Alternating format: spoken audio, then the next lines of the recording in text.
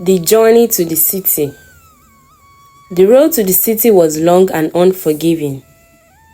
Obinna walked for hours under the harsh sun, stopping occasionally to rest under trees.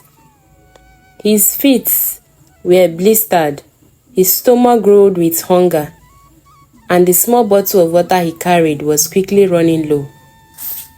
The closer he got to the city, the more he began to see signs of its bustling life. Traders passed him, pushing carts filled with goods. Occasionally, someone would offer a kind word or a piece of advice.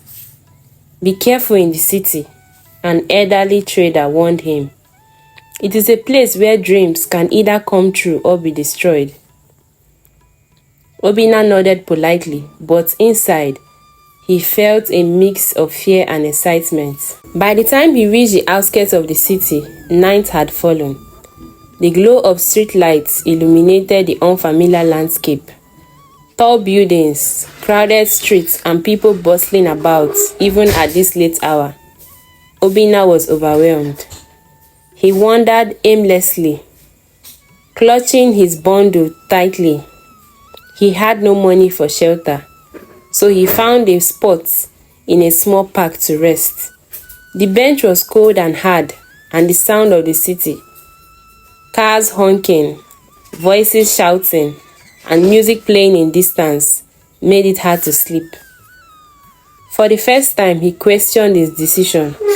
"What am I doing here?" he whispered to himself, but deep down, he knew he couldn't turn back.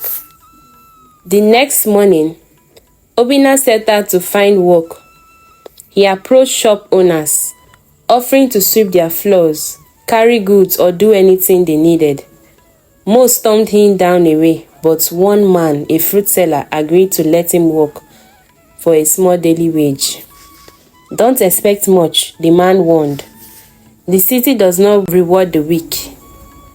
Obinna threw himself into the work, determined to prove himself. He carried heavy basket of fruits, cleaned the shop, and did every task without complaint. The pay was small, but it was a start. At night, he returned to the park, too exhausted to dwell on his struggles. He shared the space with one other young man who had similar story. Each of them chasing a dream, but caught in the harsh reality of city life. Among the men in the park was Chijioke, a charismatic figure who stood out from the rest. Unlike the others, Chijioke always seemed to have money. He dressed well, ate at expensive restaurants, and spoke of the city as if it were his playground. One evening, as the group sat around sharing their stories, Chijioke turned to Obinna. "You work hard, don't you?" he asked, his voice smooth and confident. Obinna nodded. "It's the only way I know." Chijioke chuckled. "Hard work is good, but it's not good enough in this city. If you want to make real money, you have to think outside the box." Obinna frowned. "What do you mean?" "There are ways," Chijioke said, leaning in closer. "Ways to get ahead without breaking your back. But they are not for everyone." Chijioke's words stayed with Obinna. He began to notice how little progress he was making despite his efforts.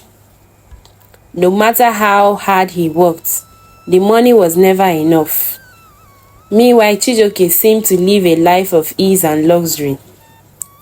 One night, as they sat under a street lamp, Obinna finally asked, "What are these ways you keep talking about?" Chijioke smiled knowingly. "I knew you would come around." He told Obinna about a man, a spiritualist, who would grant wealth to those who sought it. "But it's not for free," Chijioke warned. "You have to be willing to make sacrifices." Obinna's heart pounded. The idea, both intriguing, terrified him. What kind of sacrifices? That depends, Chijioke replied cryptically. If you are serious, I will take you to him. The next day, Chijioke took Obinna to a secluded part of the city. The spiritualist compound was hidden behind tall walls and air felt heavy as they entered. The spiritualist sat in a dim-lit room surrounded by strange artifacts and burning incense. He studied Obinna for a long moment before speaking. "You've come to seek wealth," the man said, his voice deep and resonant. "But wealth does not come with a price. Are you prepared to do what it takes?" Obinna hesitated but nodded. The spiritualist handed him a small carved figure and gave him instructions for a ritual. "Perform this at midnight under the full moon," he said. "Once it is done, your life will change forever. But remember, everything has consequences." That night, Obinna followed the spiritualist's instruction, his hands trembling as he performed the ritual. He felt a strange energy around him, as if the air itself was watching. The next morning, things began to change. Opportunities seemed to come out of nowhere and people treated him with newfound respect. Within weeks, he had saved enough to rent a small shop and start a business. Obinna's rise was swift and extraordinary. He dressed in fine clothes, ate at the best restaurants, and sent money back to his family. Yet, deep down, he couldn't shake the feeling that something was off. The spiritualist's warning lingered in his mind.